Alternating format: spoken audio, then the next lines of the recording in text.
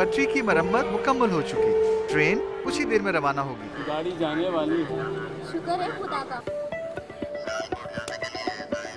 सफर में हूँ पर खबरों से दूर नहीं, क्योंकि जानते रहना लाजमी है। तो अभी अपना फोन उठाइए और समा SMS न्यूज अलर्ट्स हासिल करने के लिए SA टाइप कीजिए और भेज दीजिए 8125 पर। समा SMS न्यूज अलर्ट्स, जानते रहना लाजमी है।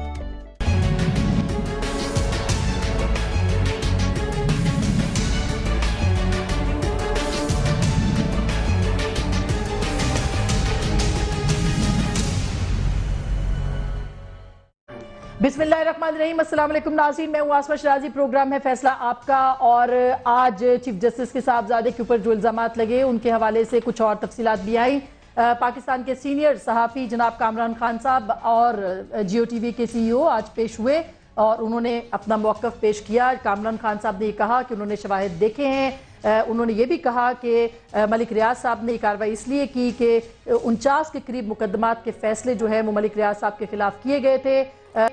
उन्होंने और भी बहुत सारे शवाहिद दिए। उन्होंने ये भी कहा कि मलिक रियाज साहब ने उनको बताया कि जब उन्होंने ये शवाहिद दिखाए एतजाज़ एहसन साहब को तो वो फूट फूट कर रो पड़े।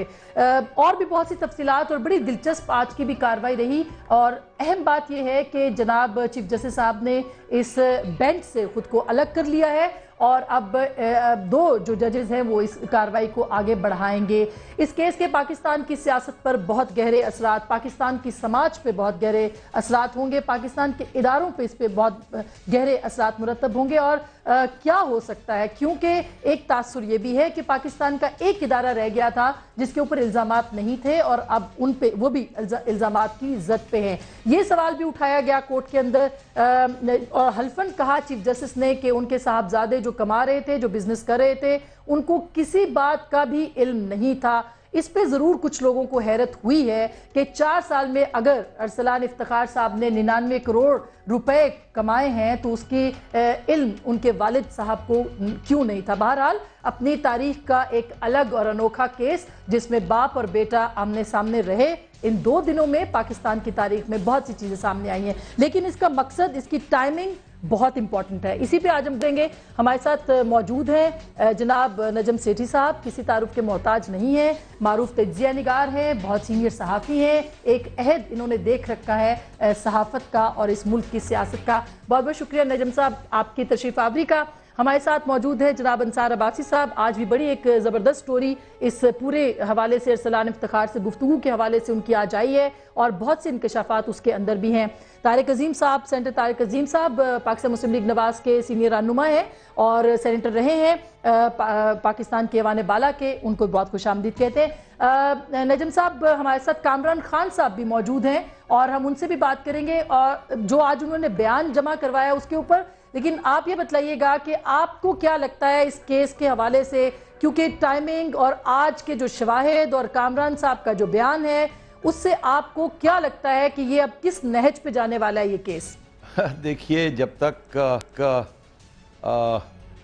वो एविडेंस प्रेजेंट नहीं की जाती है तो ये केस कहीं भी नहीं जा सकता फ्रैंकली, क्योंकि इल्ज़ाम तो उस वक्त लगता है जब कोई एविडेंस सामने आती है, कोई FIR कटती है। तो मुझे तो अभी कोई सर पैर नज़र नहीं आ रहा है इस केस का।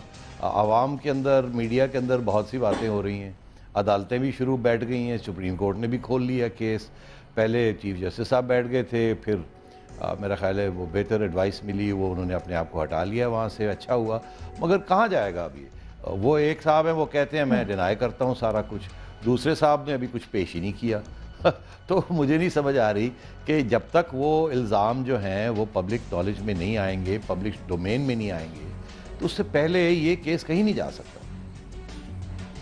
आपको इसका फिर पर्पस, जिस पर्पस के तहत इस मामले को उठाया गया, वो हल होता दिखाई दे रहा है? जिस मकसद के लिए इसको उठाया गया, आपको लगता है कि वो पूरी तरह से हल हो गया है सिर्फ उठाने से? हल कैसे हो गया मुझे नहीं पता कि इसके पीछे मकसद क्या है। वो तो पता चलेगा जब ये एविडेंस आएगी और फिर उसको करेंगे। और देखिए, अगर एविडेंस नहीं आती तो कोई इल्ज़ाम ही नहीं खड़ा हो सकता। یہ آپ کے کہنے سے، میرے کہنے سے، میرے دوست کامران خان صاحب کے کہنے تھے، دیکھنے سے تو کچھ چیز پتہ نہیں چلتی نا. کاغذ آپ نے دیکھ لی تو کیا ہو گیا؟ اس کی پوری پھر تفتیش ہوتی ہے، سارا کچھ ہوتا ہے. تو یہ تو انکوائری کمیشن بیٹھنی پڑے گی. جب بھی یہ آئے گا یہ مسودہ یا یہ جو دلائل ہیں یا ایویڈنس ہے، تو پھر اس کے بعد کوئی نہ کوئی کمیشن بیٹھنی چاہیے، کوئی فیکٹ فائنڈنگ کمیشن ہو، انکوائری ہو، پتہ لگے. اس کے بعد پھر ڈٹرمن کیا جائے کہ اگر کیس بنتا ہے تو پھر ایف آئی آر کاٹی جائے، پھر لوگ آئیں پروو کریں اور یہ ان سورسز آف انکم کیا ہے، کیا ہوا کیا نہیں ہوا. مگر ایک بات بڑی واضح ہے کہ سپریم کورٹ بہت ڈیمیج ہو چکا ہے. اس میں میرے ذہن میں بالکل کوئی شک نہیں ہے. اس کی وجہ یہ ہے کہ یہ ایک ادارہ تھا جہاں لوگ بہت توقع کرتے تھے کہ morality, high standards of law and constitution اور پرسنل کانڈکٹ، اور اب وہ بالکل نہیں رہا. بہت بڑا ایک شیڈو آ گیا ہے اور اس شیڈو کو ہٹانا پڑے گا، نہیں تو یہ اور بھی سیریس مسائل بن سکتے ہیں.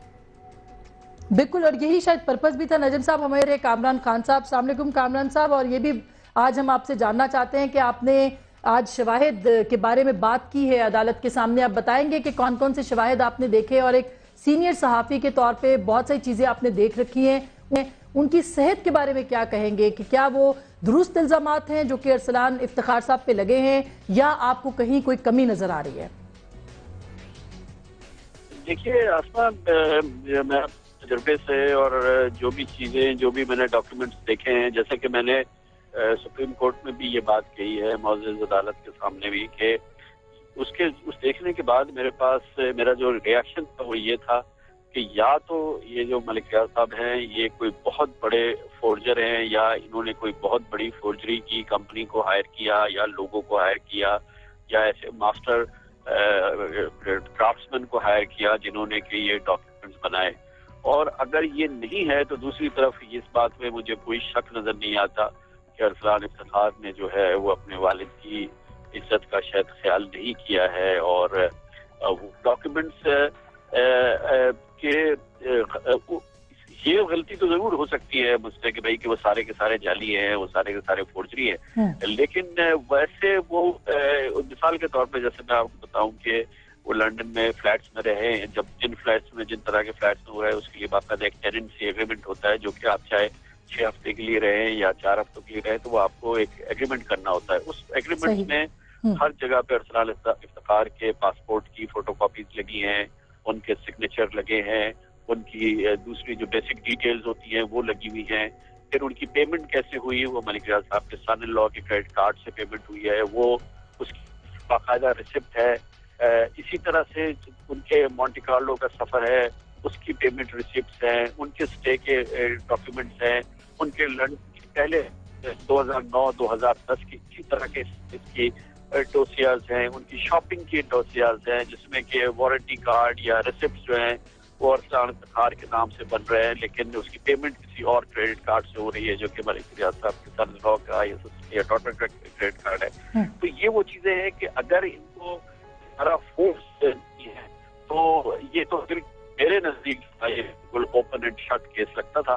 لیکن اگر یہ فورسڈ ہے تو پھر یہ دنیا میں جو بڑے بڑے کیسز ہیں ان میں سے سر، آپ نے کامران صاحب آپ نے بڑی یہ دلچسپ بات کی ہے کہ اگر اس کو کہیں اعداد و شمار کو غلط پیش کیا جا رہا ہے، ثبوتوں کو غلط پیش کیا جا رہا ہے تو بڑی مہارت کے ساتھ کیا جا رہا ہے. لیکن کیا آپ نے یہ شواہد دیکھتے ہوئے ملک ریاض صاحب سے یہ پوچھا کہ یہ سب شواہد کیوں اکٹھے کیے گئے، اس کے پیچھے کیا راز تھا؟ آپ نے اپنے بیان میں تو کہا ہے کہ مقدمات کا معاملہ تھا، لیکن کیا آپ نے اس وقت یہ بات پوچھی کہ آپ یہ کیوں دکھا رہے ہیں، آپ نے یہ ریکارڈ کیوں اپنے پاس رکھا، انٹینشنز کیا تھی؟ دیکھیے اس میں بالکل یہ ظاہر ہے کہ جو سوالات آپ پوچھ رہے ہیں یہ سارے بڑے قدرتی سوالات ہیں، اور بالکل میں نے ان سے پوچھا. رکھنے کے بارے میں انہوں نے کہا کہ یہ، اور ایک تو پہلا تو انہوں نے کہا کہ ابتدا ہمارے یہاں جو بھی ایکسپینسز ہوتے ہیں اس کا پراپر ریکارڈ رکھا جاتا ہے. یہ ہماری کمپنی میں، چاہے وہ کمپنی کے اکاؤنٹ سے یہاں پر ہو یا ہمارے کریڈٹ کارڈ سے ہو، اس کا پورا ریکارڈ جو ہے ہمارے پاس ویسے ہی اویلیبل ہوتا ہے جو ہم ایکسپینسز کرتے ہیں. تو کس مد میں ایکسپینس ہوئے وہ صرف ایک جگہ اکٹھے کرنے والی بات ہے. دوسری چیز انہوں نے کہا، اور بارہا میں نے ان سے پوچھا، انہوں نے کہا کہ مجھے عدالت میں اس کا فائدہ قطعی طور پہ نہیں ہوا، اور مجھے جو میری توقعات تھی عدالت کے حوالے سے کہ وہ فائدہ ہوگا وہ نہیں ہوا. لیکن ہر بار جب میں یہ بات ارسلان سے, میں وہ خود تو نہیں, ان کے صاحبزادے جو یہ ڈیل کرتے تھے ان سے ارسلان سے پوچھا جاتا تھا, تو وہ ہمیشہ یہ کہتا تھا کہ آپ لوگ سمجھیں اور یہ ہم اس کو بہت اچھی طرح سے اور آہستہ آہستہ کریں گے, اس کو اس طرح سے ریفرینڈم نہیں ہوتا, تو آپ لوگ صبر رکھیں اور یہ آہستہ آہستہ ہوگا. اور وہ کہتے ہیں کہ ہمیں بار بار جو ہے وہ یہی سمجھایا جاتا تھا کہ ذرا آپ جلدی نہ کریں, ان چیزوں میں جلدی نہیں ہوتی اور یہ چیزیں آہستہ آہستہ ہوتی ہیں. تو اس وجہ سے ہم اس چیز پہ چلتے رہے. اور پھر انہوں نے کہا کہ ظاہر ہے کہ پچھلے کئی مہینوں سے ان کی فرسٹریشن بہت زیادہ بڑھ گئی تھی اور بہت زیادہ ان کو یہ احساس ہو رہا تھا کہ یہ شاید ایک باقاعدہ ایک بلیک میلنگ کا چال ہے